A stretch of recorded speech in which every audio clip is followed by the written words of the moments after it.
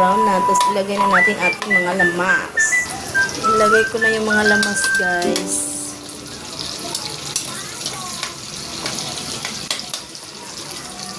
At hinalo ko na, maya-maya, tokwa na ang ating ilalagay. Tsaka natin pintuhan. So, lagyan muna pala natin siya ng paminta.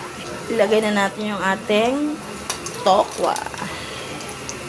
Tapos, halu, oyster, soy sauce, toyo, kunting suka. Tapos, halukay ubi hanggang manuot yung timpla. So, ayan na guys. Luto na ang aking nilutong tokwa at baboy. Yum, yum, yum. So, at gumawa rin pala ako ng pipino.